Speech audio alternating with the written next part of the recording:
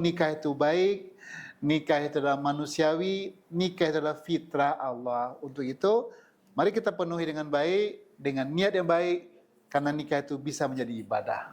Nah, ibadah terpanjang di dunia itu adalah nikah. Assalamualaikum warahmatullahi wabarakatuh. Halo teman-teman, perkenalkan nama saya Muhammad Fajir Faiz Kamil selaku Ketua Bidang Sosial dan Hukum HMP HKI. Kembali lagi di POKI, Podcast HKI. Podcast yang ngebahas isu-isu hangat seputar hukum keluarga Islam, tapi dengan cara yang nyantai, relate, dan pastinya berbobot. Senang sekali pada episode kali ini karena kita akan membahas tema yang begitu dekat dengan anak muda, yaitu Married is Scary. Antara harapan, ketakutan, dan realitas pernikahan. Jadi teman-teman, belakangan ini banyak sekali anak muda yang merasa takut untuk menikah. Ada yang takut tidak siap secara mental, takut menghadapi konflik keluarga, hingga khawatir melihat tingginya angka perceraian yang terjadi di masyarakat. Padahal pernikahan sendiri sejatinya merupakan salah satu fase dalam kehidupan yang memiliki dimensi agama, hukum, dan sosial. Untuk membahas tema ini lebih dalam, alhamdulillah kita sudah mengundang salah satu narasumber yang begitu hebat. Beliau merupakan dosen di Fakultas Agama Islam Universitas Muhammadiyah Jakarta. Silakan Bapak untuk memperkenalkan diri. Ya, terima kasih. Assalamualaikum warahmatullahi wabarakatuh. Waalaikumsalam. Saya Fakhrul Razi Rena Sultan, dosen HKI Universitas Muhammadiyah Jakarta. Terima kasih sudah diundang untuk diskusi ini. Oke, terima kasih Bapak karena sudah memperkenalkan diri. Nah, untuk membahas diskusi ini, saya akan mengajukan pertanyaan pertama nih Pak. Nah, belakangan ini muncul istilah marriage is scary yang cukup populer di kalangan generasi muda. Menurut pandangan Bapak, mengapa banyak anak muda saat ini yang merasa takut terhadap pernikahan? Jadi tadi married is scary. Iya. Jadi nikah itu menakutkan. Iya, betul. Iya. Kenapa anak muda sekarang banyak yang takut menikah? Ya. Ketakutan itu kan suatu respon, ya, suatu respon atas pemahaman, ya. Jadi ada satu respon atas pemahaman. Sekarang ini menyangkut masalah nikah. Jadi mereka sekarang itu banyak yang memberikan respon terhadap pernikahan yang menakutkan, gitu ya. Pertanyaannya adalah kenapa timbul pemahaman mereka sampai mereka itu takut? Berarti ada informasi, ya, ada informasi, ada publikasi, ada budaya. Dahulu tidak ada orang takut menikah dahulu. Nah, kenapa? Karena menikah itu adalah hal yang fitrah. Karena fitrah. Jangankan manusia, binatang aja juga nikah. Masa manusia lebih kalah dengan binatang? Binatang menikah aja dia. Nah, cuma ketakutan itu ada pemahaman. Nah, saya kira ini yang perlu kita luruskan. Pemahaman itu bisa saja negatif, bisa positif. Nah, dan juga dipengaruhi oleh budaya. Jadi budaya modernisasi dengan budaya tradisional itu akan melahirkan pemahaman yang berbeda. Nah, sehingga orang-orang modern karena dipengaruhi oleh tuntutan-tuntutan yang sifatnya duniawi, yang sifatnya modern, dan mereka banyak merasa kurang sanggup untuk menghadapi itu, maka timbul perasaan takut. Menurut saya, itu ada satu respon saja. Dahulu nggak ada yang takut orang. Ya. Sekarang aja, jadi semakin dipikirkan menikah itu, semakin dibebani kepala itu dengan pernikahan, maka itu akan semakin menakutkan. Oke. Menurut saya mungkin nanti hanya faktor respon yang berlebihan saja itu. Oke. Jadi gitu teman-teman, menikah itu sebenarnya bukan menakutkan, itu hanya doktrin atas respon yang terjadi di masyarakat. Kayak misal banyak publikasi-publikasi terkait tentang kekerasan dalam keluarga atau belum siap mental gitu, atau salah satunya mungkin faktor ekonomi teman-teman. Jadi sebenarnya pernikahan itu tidak menakutkan, bahkan itu merupakan sebuah yang meringankan atau memberikan kita ketenangan gitu ya, betul Bapak? Iya. Oke. Betul. Nah selanjutnya pertanyaan selanjutnya nih Pak. Nah menurut Bapak kesiapan seperti apa yang sebenarnya perlu dimiliki seseorang sebelum memutuskan untuk menikah, baik dari sisi mental, finansial maupun spiritual? Ya, sebenarnya pernikahan itu dahulu, pernikahan itu dia kan berjalan alami. Kemudian bergerak peradaban manusia itu menjadi modern dan semakin meningkat kebutuhan. Nah, dengan meningkat kebutuhan, maka orang-orang juga harus menyiapkan dirinya supaya kebutuhan itu terpenuhi. Ya, tadi kan ada kebutuhan masalah mental, ya, masalah finansial, ya, masalah ekonomi, ya, pendapatan keluarga. Jadi kalau masalah mental itu sebetulnya mental itu dibangun di rumah tangga itu kan sifat umum itu. Jadi bagaimana seseorang dilatih di rumah tangga itu tidak ditakut-takutin, tidak gampang takut, tidak gampang stres, sehingga mental apapun yang terjadi di masyarakat itu, pernikahan, pekerjaan, perang pun mereka nggak takut itu. Kalau begitu pentingnya pendidikan keluarga itu, ya, sehingga anak-anak itu dibentuk mentalnya di rumah. Jadi persiapan mental tadi. Mental itu bukan hanya menjelang menikah aja. Dan mental itu panjang pembentukannya. Sejak dari bayi, anak-anak, remaja, dewasa. Itu keluarganya itu mendidik dengan baik. Nah, sehingga ketika menghadapi dunia pernikahan, mentalnya sudah tersedia dengan baik. Termasuk juga finansial, ya, ekonomi. Ya, juga karena di rumah tangga itu ada kebutuhan, ya, makan, minum, pakaian, tempat tinggal, itu supaya materi, maka itu juga perlu dilengkapi. Dengan apa? Tentu saja dengan perencanaan, dengan kemampuan, dengan ilmu dan kemampuan dan skill, keahlian. Nah, sehingga nanti bisa berpotensi untuk membangun ekonomi rumah tangga. Sekira itu yang perlu persiapkan. Ya. Oke, jadi itu teman-teman banyak harus dipersiapin. Jadi persiapan mental itu ternyata dibangun juga dibentuk dari kita kecil. Persiapan kita mental kita yang terjadi pada hari ini, yang kita miliki saat ini juga dipersiapin dari saat kita kecil, saat kita beranjak dewasa, sampai sekarang kita sudah dewasa gitu teman-teman. Nah, jadi banyak sekali persiapan gitu ya teman-teman ya. Nah, selanjutnya nih Pak, pertanyaan yang ketiga. Tingginya angka perceraian seringkali membuat generasi muda semakin takut untuk menikah.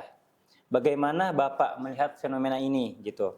Kayak banyak ada faktor perceraiannya gitu kan, dan cara menyikapinya gitu. Ya, saya punya data ini, data angka perceraian sekarang itu di Indonesia memang sangat tinggi ya. Jadi angkanya itu ratusan ribu. Nah, sini ada nih. Jadi pada tahun 2025 angka perceraian di Indonesia itu 438 ribu. 400. Tahun 2005. Tahun 2024 399 ribu. Sedikit. Ini tahun 2025 meningkat 10%, lebih kurang. Jadi kayaknya itu akan tren meningkat terus ini. Perceraian itu ya Pak? Perceraian itu. Nah, penyebabnya menurut data statistik BPS itu yang paling pertama itu penyebabnya itu ialah pertengkaran terus-menerus. Ya. Yang kedua, ekonomi. Ya. Okay. Jadi bukan yang lain ya. Yang paling banyak itu pertengkaran itu kasusnya 282 ribu. Dari 400 yang lebih separuh itu. Ekonomi 105 ribu penyebabnya, perceraian itu. Jadi pertengkaran dan perceraian itu sudah 2/3 penyebab perceraian yang ada di Indonesia itu. Di luar biasa.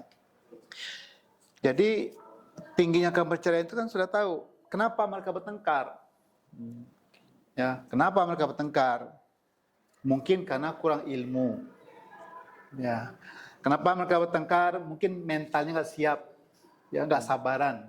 Ya, ketika yang satu tidak memenuhi tugas-tugasnya, tanggung jawabnya, mungkin yang satu tidak siap, tak sabar.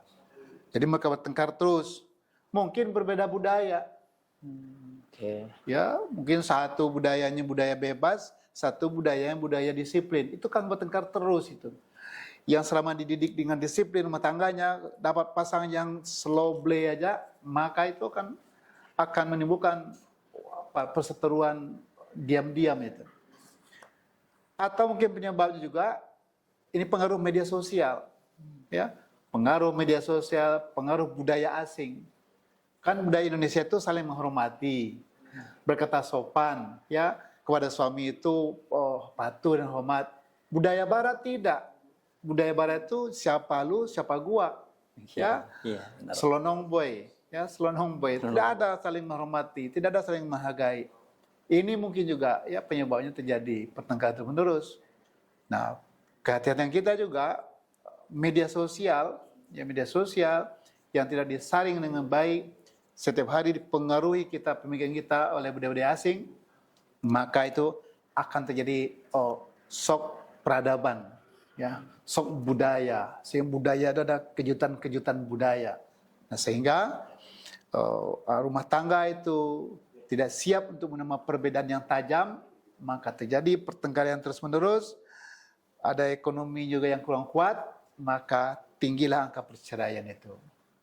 Nah, untuk itu jangan takut, ya, jangan takut. Maka Rasulullah itu memberikan trik, memberikan trik. Bagaimana cara mencegah itu? Rasulullah menyuruh itu menikah itu yang sekufu. Atau setara ya, Pak? Sekufu itu lebih luas daripada setara. Sekufu dia saling memahami, saling bisa menerima. Sekufu.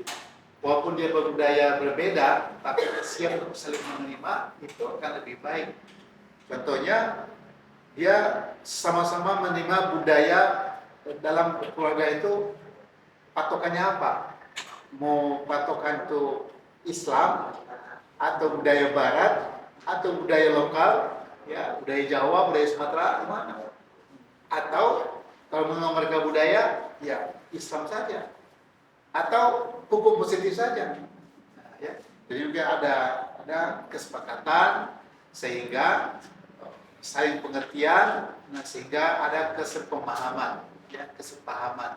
Sehingga insya Allah pertengkaran itu akan berkurang, ekonomi tidak akan menjadi masalah, maka insya Allah tidak menakutkan.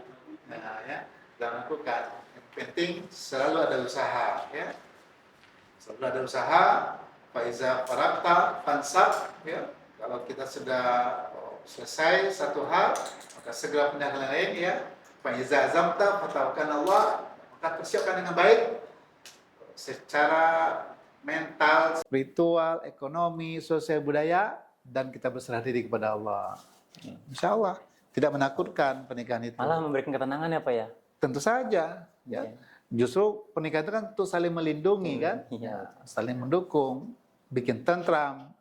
Kalau nikah itu justru menakutkan, maka orang tidak mau nikah. Bahaya itu. Jadi gitu teman-teman. Nah, sebenarnya perceraian itu banyak juga faktornya. Ada tadi yang sudah disebut Bapaknya, yang kesiapan mental, terus ekonomi, terus salah satu faktornya juga karena tidak saling memahami, ya. Yang paling banyak bahkan tentang pertengkaran gitu. Jadi kurangnya komunikasi yang efektif atau komunikasi yang baik sesama pasangan itu ternyata berdampak juga teman-teman. Jadi sebelum kita milih pasangan, kita harus lihat juga kayak misal harus didiskusikan dulu gitu. Sama-sama sepakat kita akan menggunakan hukum yang mana selama pernikahan, menggunakan budaya yang mana gitu teman-teman. Karena kan di Indonesia juga banyak lintas budaya ya teman-teman ya. Jadi kita harus cari pasangan itu yang bisa pemahaman sama kita ya Pak. Jadi harus dibicarakan dulu teman-teman sebelum menikah gitu ya Pak. Jadi gitu teman, jangan takut, pesan dari Bapaknya itu jangan takut untuk menikah gitu. Sebenarnya pernikahan bahkan memberikan kita ketenangan dan ketentraman gitu teman-teman ya. Nah selanjutnya nih Pak, pertanyaan yang keempat. Dalam perspektif hukum Islam dan hukum positif di Indonesia, bagaimana seharusnya generasi muda memandang sebuah pernikahan gitu Pak? Ya, dalam hukum Indonesia itu ya pernikahan kan didasari kepada undang-undang perkawinan ya. Undang-undang perkawinan itu tujuannya kan ya yaitu untuk membentuk keluarga yang kekal ya, yang kekal untuk selama-lamanya ya. Bisa hidup bersama ya dan bisa untuk kekal dan bahkan ya prinsipnya itu monogami ya, satu pasangan sampai akhir. Nah, untuk itu Indonesia ya mayoritas penduduknya beragama Islam. Tentu saja undang-undang perkawinan di Indonesia itu juga banyak dipengaruhi oleh hukum Islam ya. Dan tidak menghalangi bagi mereka yang non-Islam. Indonesia menyediakan ada hukum perdata ya, ada hukum perdata yang tidak tunduk pada hukum Islam bisa menggunakan pada hukum perdata. Ya, hukum perdata itu kan lebih umum. Nah, sehingga untuk perkawinan Indonesia itu pemerintah Indonesia mendorong perkawinan itu yang sehat, perkawinan yang baik, nah, sehingga akan melahirkan generasi-generasi yang kuat, generasi-generasi yang sehat dan generasi-generasi yang cerdas. Nah, sehingga bangsa Indonesia itu satu saat akan dipimpin oleh keluarga-keluarga yang berlatar belakang yang baik, yang terdidik dan religi. Nah, sehingga nanti bangsa Indonesia itu bisa maju dengan meyakini agamanya masing-masing sampai akhir hayatnya nanti. Oke. Jadi gitu teman-teman, kita sebagai anak muda kita harus berpositif ya terhadap pernikahan karena sebuah cerminan sebuah bangsa itu adalah dilihat dari keluarganya karena apa yang namanya ya? Elemen terkecil dari sebuah bangsa itu dilihat dari keluarganya. Jika sebuah keluarganya itu baik, teman-teman, maka sebuah bangsa itu bisa dikatakan baik jika keluarganya itu baik gitu ya, teman-teman. Gitu. Jadi kita harus mempersiapkan dengan sebaik-baiknya gitu ya. Gitu, teman-teman. Nah, selanjutnya yang terakhir nih, Pak. Apa pesan atau tips dari Bapak bagi mahasiswa suatu saat ingin membangun rumah tangga yang sehat dan harmonis? Gitu. Terus bisa juga kayak menghindari red flag ya, mungkin kayak kata red flag gitu. Atau mungkin bisa dari Bapak ditambahin. Ya, oke. Baik.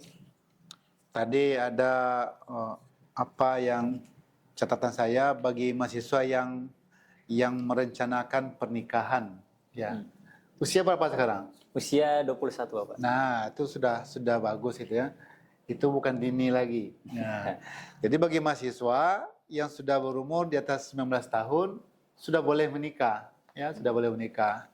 Jangan takut. Nah, nanti boleh dibicarakan sama orang tua. Kalau belum bisa mandiri ekonominya, bisa dibantu sama kedua belah pihak orang tua, ya sampai selesai kuliahnya. Ya, kalau mau menikah waktu kuliah itu baik dan bagus saja. Terutama bagi mahasiswa yang sudah berpacaran tak terpisahkan lagi. Nah, ini hati-hati ya. Jadi mahasiswa yang sudah punya pacaran, ya sudah punya pacar, tidak bisa dipisahkan lagi, saya sarankan menikah saja. Nah, ya, itu yang lebih sehat, itu yang lebih baik daripada menikah pacaran lama-lama, nanti menikah dengan orang lain, itu munafik, ya, itu tidak gentle, ya, itu tidak pemuda banget itu, ya, tidak pemuda banget itu penakut, ya, hanya mau mencari enaknya doang. Ketika mau bertanggung jawab, dicari yang lain. Nah, jadi kalau mahasiswa mau, persiapkan saja dengan baik. Tapi ingat kata ada red flag tadi ya. Nah, kalau ingin mencari pasangan itu, carilah pasangan itu yang mentalnya yang baik, karakternya yang bagus ya. Mana karakter yang tidak bagus? Ada beberapa kriteria ya, yang red flag itu. Misalkan apa? Orangnya temperamental, ya, gampang emosi. Itu hati-hati itu ya.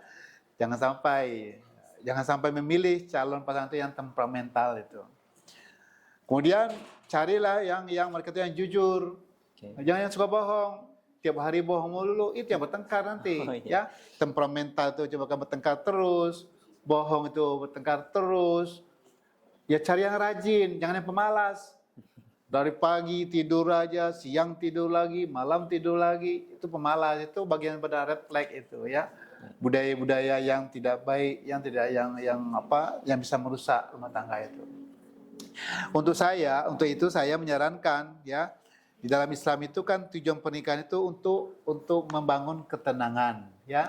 Ini saya bacakan ayat Al-Qur'annya, ya, Ar-Rum ayat 21, ya. A'udzubillahi minasyaitonirrajim. Bismillahirrahmanirrahim. Wa min ayatihi an khalaqalakum min anfusikum azwaja litaskunu ilaiha wa ja'ala bainakum mawaddatan wa rahmah.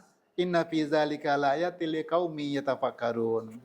Ini ayat menjelaskan, ya, bahwa pernikahan itu, kata Allah, dan di antara tanda-tanda Allah itu, tanda-tanda kekuasaan Allah itu, Dia menciptakan bagimu, ya, pasangan, ya, litaskunu ilaiha, untuk membangun ketenangan, sakinah, mawaddah warahmah, ya. Wa ja'ala bainakum mawaddah warahmah, dan Allah juga menciptakan, menjadikan keluarga itu untuk saling mencintai dan saling menyayangi, ya. Inna fi dzalika laayatin liqaumin yatafakkarun. Demikianlah ayat-ayat Allah itu supaya menjadi tanda-tanda bagi orang yang berpikir. Untuk itu kepada mahasiswa, kepada siapa saja menonton podcast ini, maka menikah itu, ya, niatkan nikah itu adalah fitrah yang tidak bisa dilarang manusia, karena itu fitrah dari Allah akan datang. Dan nikah itu adalah ibadah, nikah itu adalah untuk sosial dan kerjasama tolong menolong. Untuk itu nikah itu baik, nikah itu adalah manusiawi, nikah itu adalah fitrah Allah. Untuk itu, mari kita penuhi dengan baik, dengan niat yang baik, karena nikah itu bisa menjadi ibadah. Nah, ibadah terpanjang di dunia itu adalah nikah. Nah, saya menikah sudah berapa tahun nih? Tahun 94, sudah 32 tahun. Nah, ya, alhamdulillah bertahan. Nah, dan rencananya mempertahankan terus. Akan dipertahankan terus, menjadi keluarga sakinah, mawaddah, warahmah. Kalau ada cabaran, ada tantangan, ada cobaan, kita hadapi dengan berpikir, dengan kreatif, dan dengan ilmu. Sehingga segala cabaran, tantangan, dan harapan tantangan itu kita bisa lalui dengan baik. Bagaikan mencabut rambut di dalam tepung. Rambutnya dapat kita tarik, tepungnya tidak berserakan. Itu falsafah keluarga itu, ya. Keluarga sakinah, mawaddah, warahmah, pasti ada hambatan, pasti ada tantangan. Kalau keluarga nggak pernah bertengkar seumur hidup, nggak percaya saya itu. Nggak percaya saya, kecuali idiot kedua-duanya. Bahkan masalah biasanya yang membangun keluarga itu jadi lebih kuat, ya Pak, ya. Kayak menghadapi masalah gitu, ya Pak. Iya, ya, semakin bagaikan pohon di atas bukit, semakin angin datang meniup, semakin menancap uratnya ke bumi, semakin kuat dia. Begitulah rumah tangga itu. Semoga mahasiswa tidak takut untuk menikah, dan carilah pasangan yang baik yang diridhai Allah Subhanahu wa taala. Oke, jadi gitu teman-teman, nasihat untuk para mahasiswa. Bagi yang masih punya pacar itu nikahin aja pacarnya daripada nanti PHP-nya. Nikahi aja. Nikahi aja pacarnya. Lagian zaman sekarang itu anak muda lebih mudah untuk mencari ekonomi, bisa lewat digital atau marketplace gitu ya teman-teman. Jadi kalau punya pacar nikahi aja gitu, jangan takut gitu. Terus saya mengutip juga kata bapaknya, nikah itu merupakan sebuah rahmat gitu ya teman-teman, yang Allah berikan kepada kita, dan merupakan salah satu elemen muamalah, hubungan antara manusia dengan manusia lainnya gitu, yang memberikan kita berpahala gitu teman-teman ya. Nah, baik, terima kasih Bapak atas ilmu dan wawasan yang telah dibagikan kepada kita pada podcast kali ini. Semoga diskusi mengenai marriage is scary, antara harapan, ketakutan, dan realitas pernikahan dapat memberikan pemahaman baru bagi kita semua, bahwa pernikahan bukan hanya tentang cinta, tapi juga kesiapan, tanggung jawab, dan komitmen gitu. Saya selaku moderator pamit undur diri. Sampai jumpa di podcast HKI selanjutnya. Wassalamualaikum warahmatullahi wabarakatuh.